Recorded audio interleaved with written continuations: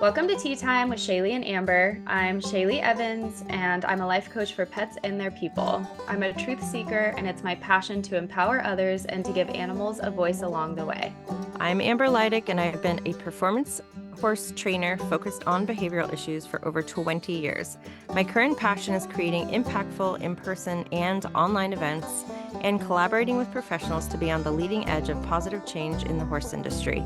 We are two friends invested in theta healing, belief system work, animal communication, and any resources that benefit human-animal partnerships. So turn up the volume and let's dive into the Great Awakening, brought to you by our horses.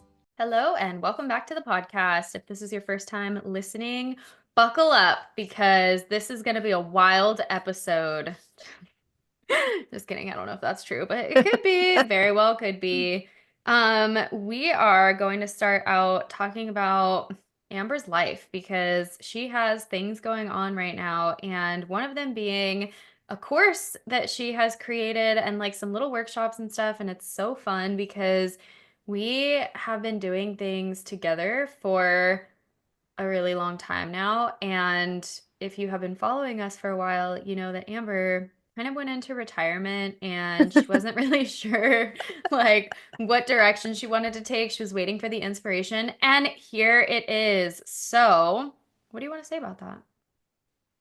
The inspiration is ironically, like a full circle. My very, very first, in the very beginning, in 2019, when I started my very first podcast, my very first course, it was Mirror in the Stall. And so it only felt appropriate to name this little program the same thing. And it's just all, I tried to figure out like that I, what about what I do I love? And I'm obsessed with relationship, the relationship of all things, relationship of people and each other and their bodies and their horses' bodies and with their horses and with their animals and with spirit and with earth. And so relationship and Mirror in the Stall, it's really just it's like a metaphor. And I know people get weird about the mirror thing. They're like, "Ah, my horse is not me. My horse is an individual and all the things." And I love it when people say that because I'm like, yeah, well, the mirror is just a reflection of your perception of what you see in the mirror. It doesn't mean it's actually you. And that goes for your horses. It goes for the people in your life and the circumstances that you create. Yes, that you create. So yeah, it's 14 steps to reflection and connection. So the first 7 steps is all about connecting back to yourself because I feel like you can only connect with those around you and the world around you as deeply as you can connect with yourself. And the second 7 steps is activities and things that were inspired by each one of my horses to do with your horse. And allow your horse to share with you their own messages and their lessons and have you be in the receiving mode to be able to hear them and actually integrate them. So, the foundation of it is this pause. Pause. I wanted to come up with an acronym for like the shadow work that I do. And pause is like, I was talking about like the power of the pause, and you always hear people say that. And I think the pause is such a potent thing. And so I came up with an acronym for it, and I'm doing a workshop on it on Thursday. Um, so that people get a little tasty taste. And so that's what I'm doing. But when you were sending me, Shayleigh was sending me these videos the other day. And it's so crazy because we were just talking about the fact that like your health and your well-being, and we talk about it all the time, is so dependent on your nervous system, and your nervous system is so dependent on the story you freaking tell yourself about the situations you're in. And you have full control over that once you're aware of it. So I think that's kind of freaking rad and scary. Yeah, I know. Damn And it. it's like beyond the awareness too, I think. It's like, yeah, becoming aware and then making a conscious decision to come out of Mm. that pattern is like one of the hardest things. But going back to the mirroring, where some people say like, oh, my horse just be having their own experience? I have a friend like that where so I'm that guy who is always like, I can't just let an abscess be an abscess. It's like the abscess is a spiritual experience and it's a lesson, and it's like the horse having their experience, me having my experience about the abscess, what we're experiencing together about the abscess, and like the healing. Like it's always like, what does it mean? How can we go deeper? That is just like who I am as a person. And that can be a lot for some people. And I have this friend that her horse was getting like chronic hives. And I was like, well, hives are an irritation there. And so I was like kind of doing my thing. And she was like, can't hives just be hives? Like, I don't want to be responsible for this. Like, he's just having his own experience. But um, there are like the environment.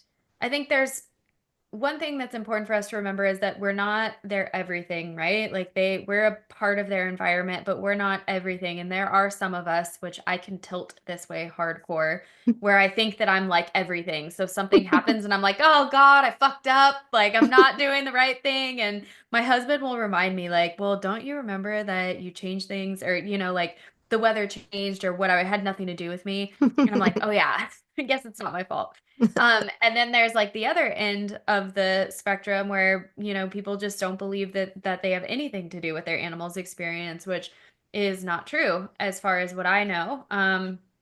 I truly believe that I mean, we have mirror neurons in our body. Our body is also made up of water, and water holds memory, fluid holds memory. And we are like all reacting to our environment on a biological level, on a physiological level, on a mental level. And the mirroring piece is so interesting to me because animals have taught me that they are a collective consciousness. So, like, when I connect to animals, there's always this essence of them that is the animal kingdom or like a larger consciousness. And when we experience life with them, we introduce them to certain environments and we introduce them to us, our relationship to them.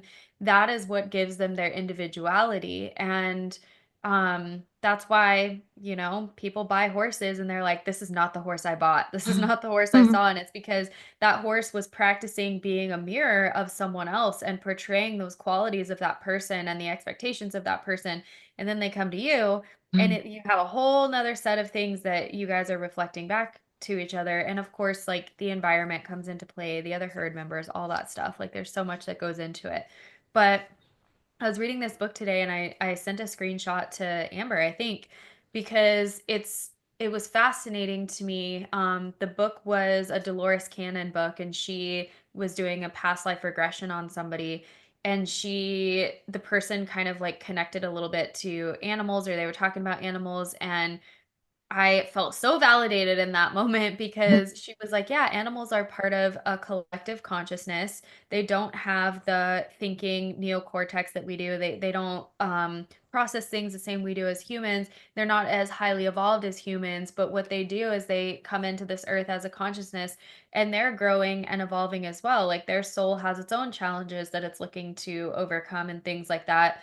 But our love it is, and this is what the person said in the book, our love is what gives them their individuality, the way that we love them, the way that we love all creatures differently, recognizing that we are part of a greater whole. That's what gives them their individuality. And I was like, oh my gosh, this is so validating because that is what animals say. And I mean, if you think about it, it makes so much sense. Like we went out to Arizona, we watched the wild horses for several days, and if you think about it, they are all like they care about reproduction and food and like sleep. And they are all in similar mannerisms. Like they might have variants of energy or variants of like behaviors that they're offering. But when they are in a collective like that, completely unaltered by humans, they are for sure operating as just like a consciousness, like a collective consciousness. Yeah, and we got to witness that. And for those of you who heard our last episode, we have a couple spots left for our Arizona Mustang retreat. Um, we got to witness that when we did our meditation with them. We got to actually witness all of the things when we did our meditation with them, from napping to eating to reproducing to fighting to all the things in a very short amount of time, actually. I know it was interesting because you talk a lot about like horses picking up on body language or, but it was literally strictly the energy shift. And then it was all at one time. It was wild to watch and actually see in real time. And it was like, yeah, it was wild. It was good. It was cool.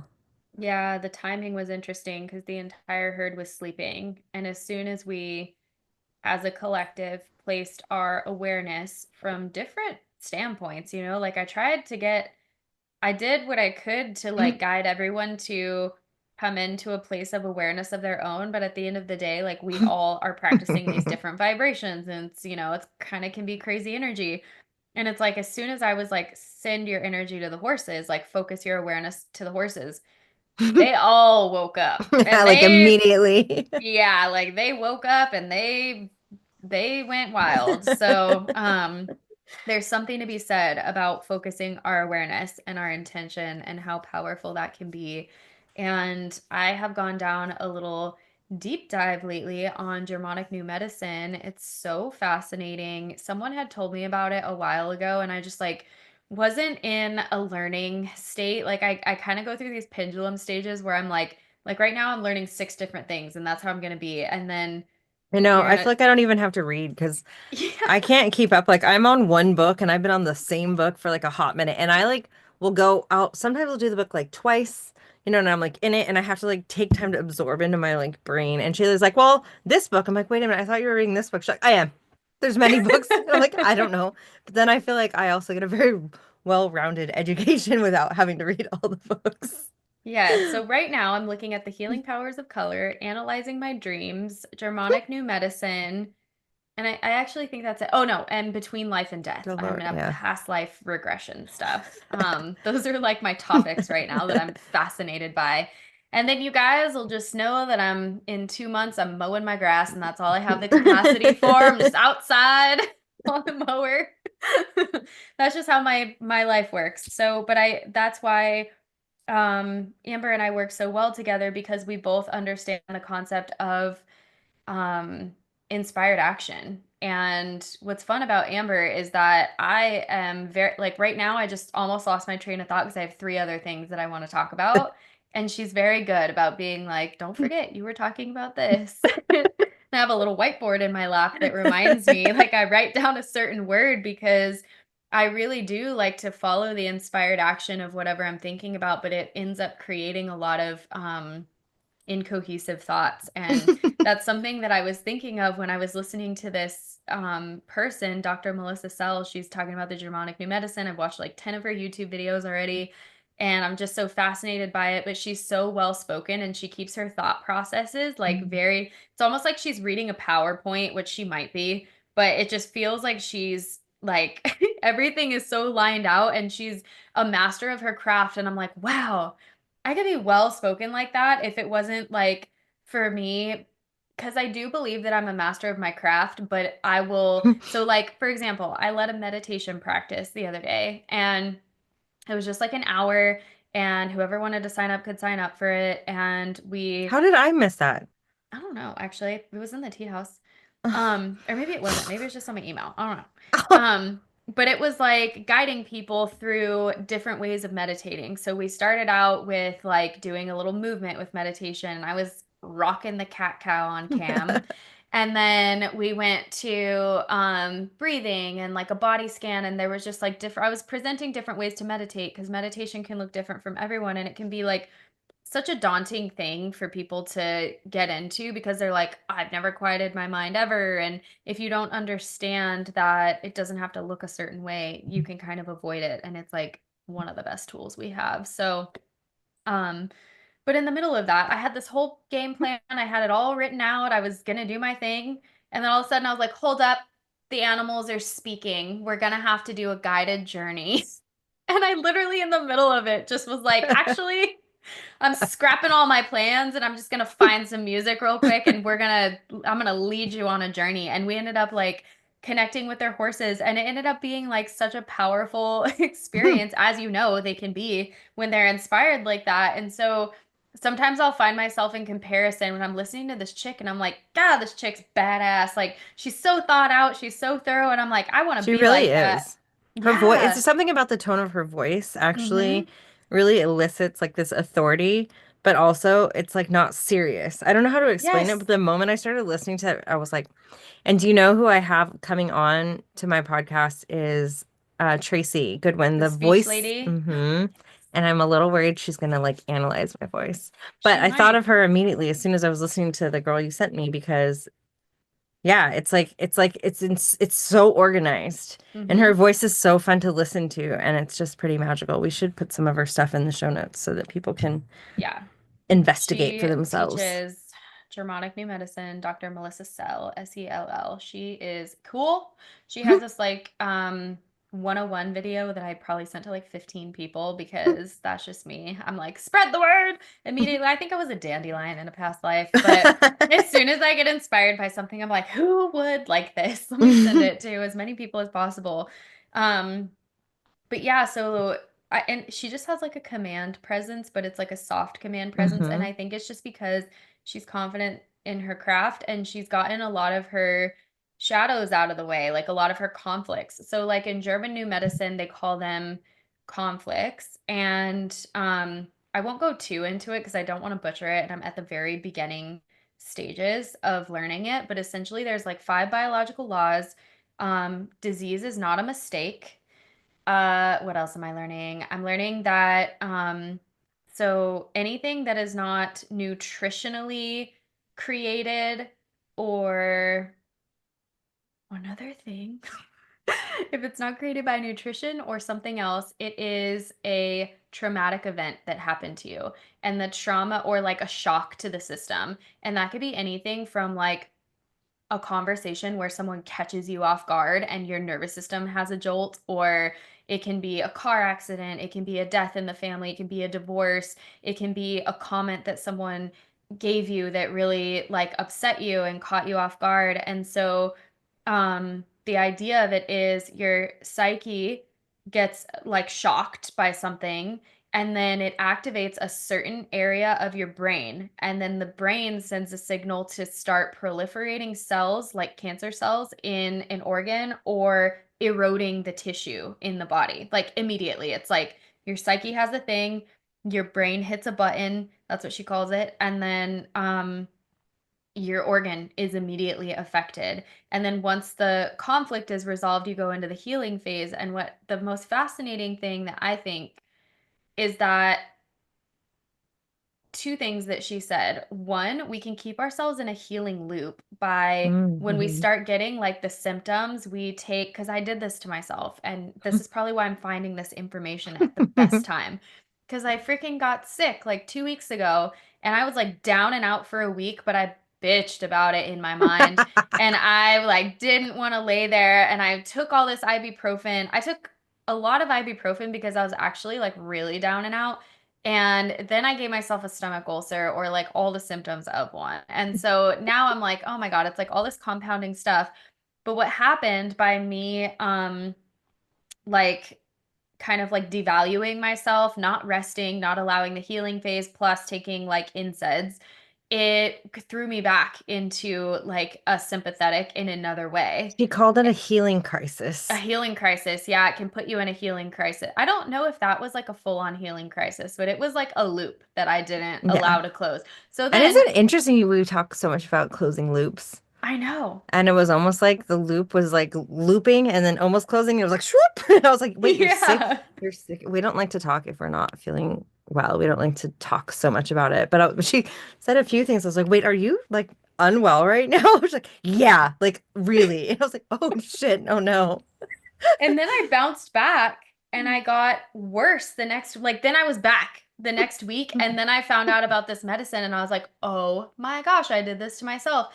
And so, what's cool about it is that, well, I don't know if it's, well, okay, it's cool. Um, when we have all of our symptoms, they're due to swelling, like in the brain and the body and the organs and the tissues and stuff, because the body is trying to heal and restore. So when we're in the active conflict phase, we're like asymptomatic. We don't actually recognize it or feel it unless we're hyper aware. And then when we're actually our bodies are actually healing is when we have the fever, the sweats, the heat, the like all those like symptoms, the aching, the painfulness and stuff. And if we are aware of that, not afraid of it, and we empower our bodies, we get to the other side of that fully healed from the conflict and on a biological level. But a lot of times what happens is people start feeling the symptoms and they want to take medicine and we want to like talk about them and we create all this negative energy and it puts us in the next, we like to talk about lessons. It like puts you in the next lesson of illness. And um something that she talks about too is that it's all our perception, it's all our relationship to what we like how we feel to about our environment and everything. So it's And fascinating. it can even be like your perception of the shock.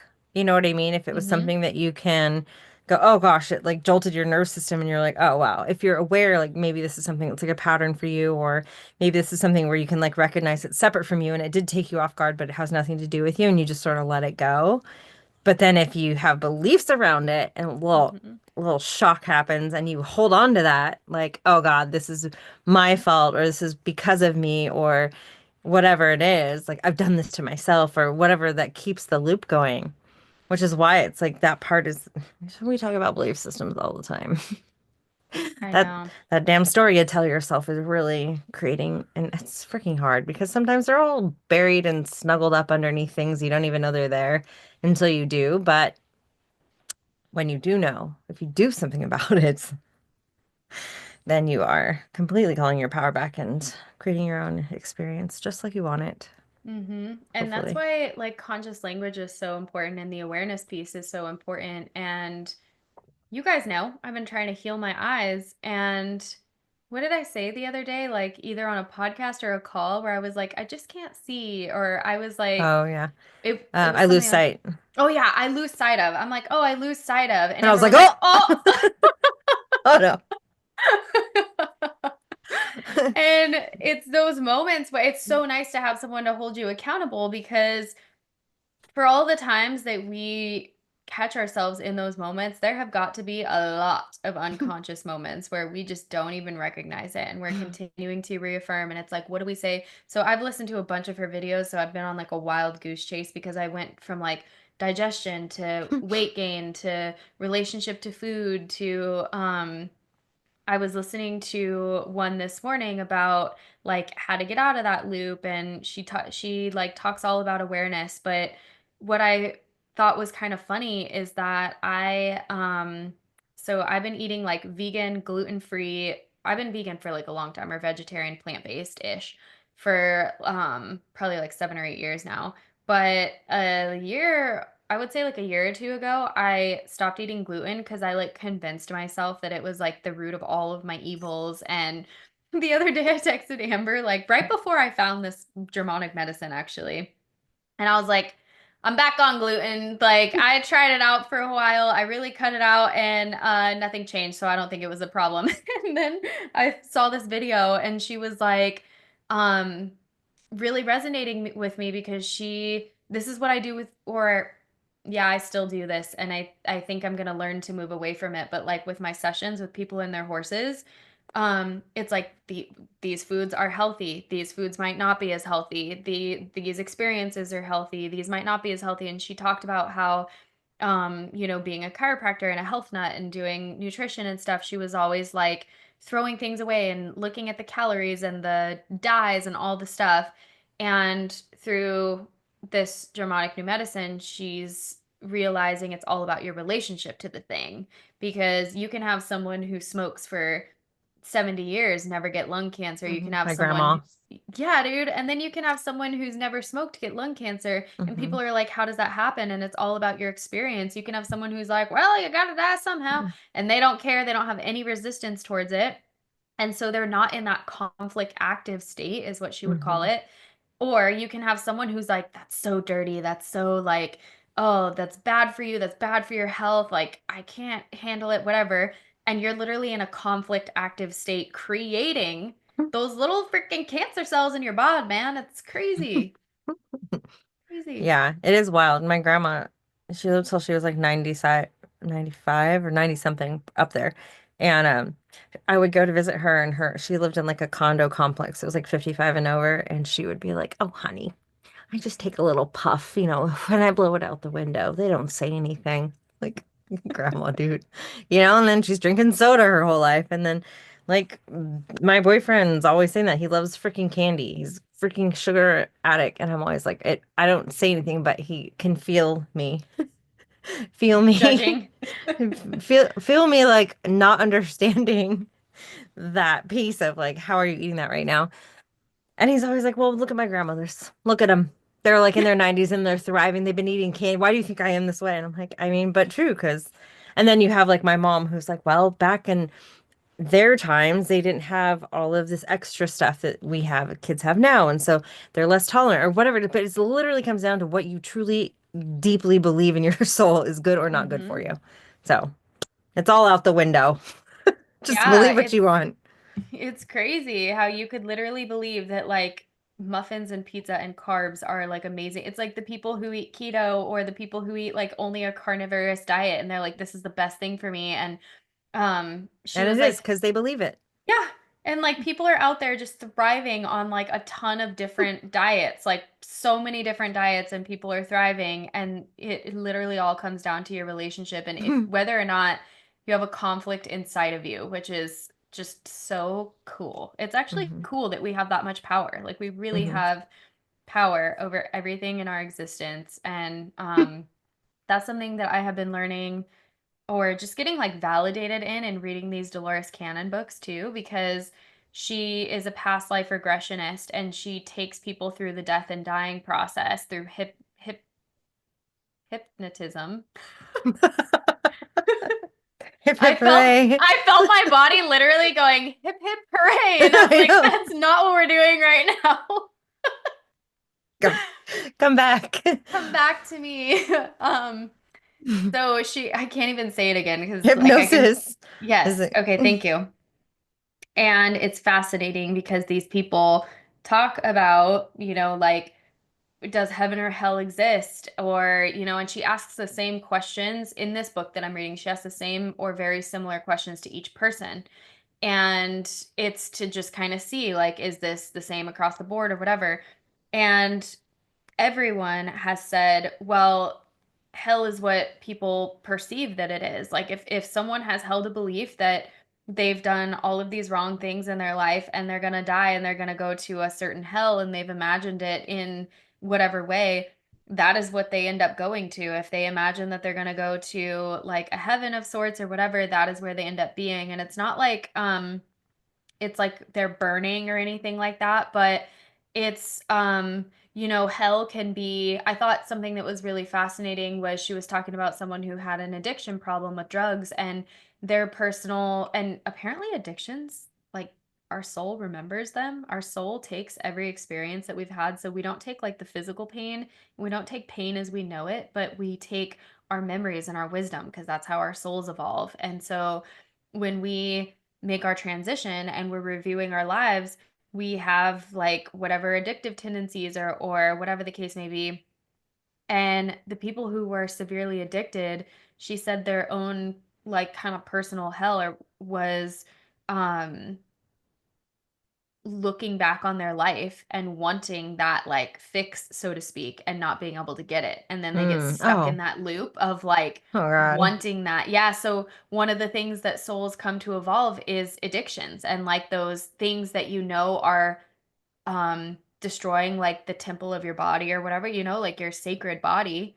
It's not good for your body and you worked really hard to go into this. So when you don't take care of it, you're reviewing that in your life and then you can get stuck in like a personal hell of sorts of like watching that and reviewing it until you're ready to grow. It's so much more like multidimensional than that, but some of the topics are fascinating. I feel like people are going to be like, talk more about this. I know. I'm gonna order it. I'm gonna order it, and Cool. I'm excited about that. I just needed to close the loop on my last book, which I'm still very like much into because it comes with meditations and stuff. So I've been doing those. So I have to. I can't do more than one. Okay.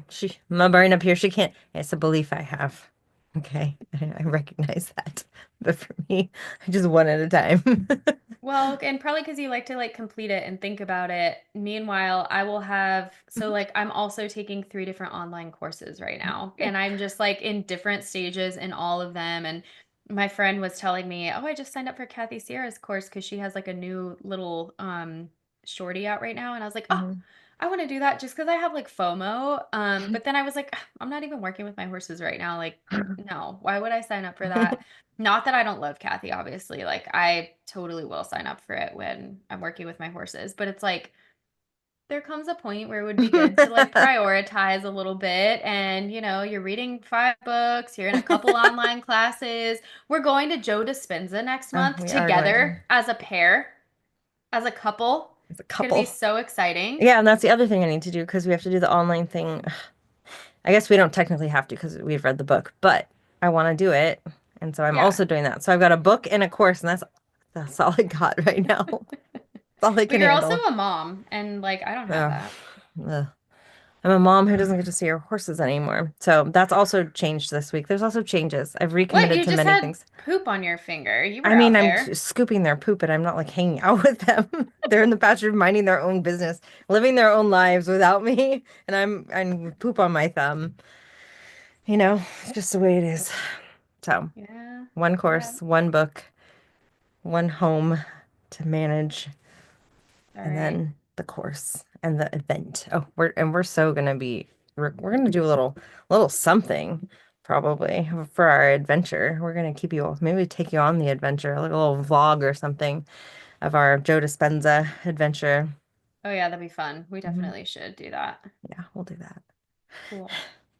Awesome. Thanks for hanging out with us. All the inspired thoughts, the inspired things. Hopefully, you got just enough to just be insanely frustrated that you want to learn all these things and now you don't know where to start because that's where I'm at all the time too. And then but you just got to start somewhere and then you read until that just become you read this is what happens. I read a book so like I got into that dream book and I read 100 pages in a day and I was like so invested in it.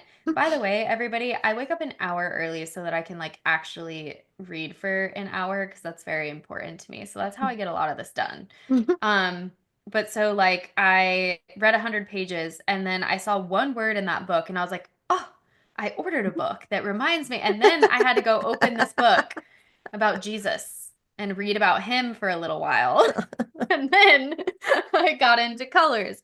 So if you are curious about a subject, Google it, man. Google it, read about it, just order a book. Thriftbooks.com could be a potential addiction for you.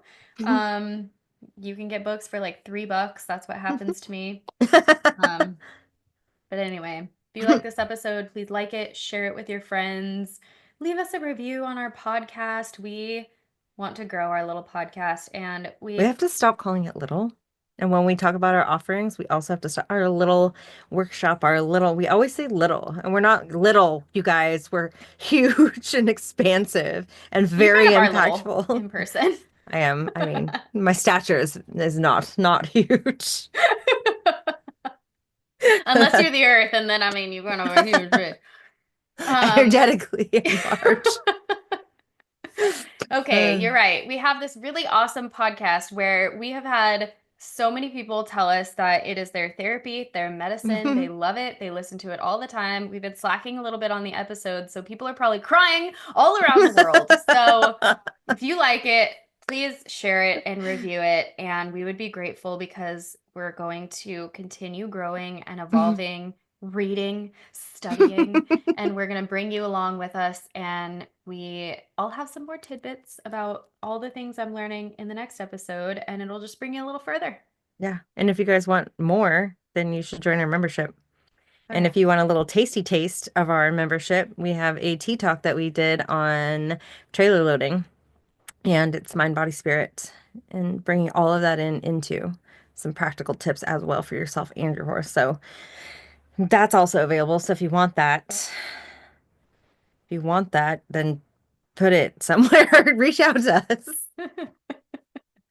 It'll be on my website as soon as by next week. I We're just, professional. yeah, All no problem. right. Hope you have a great week. See you later. See you later.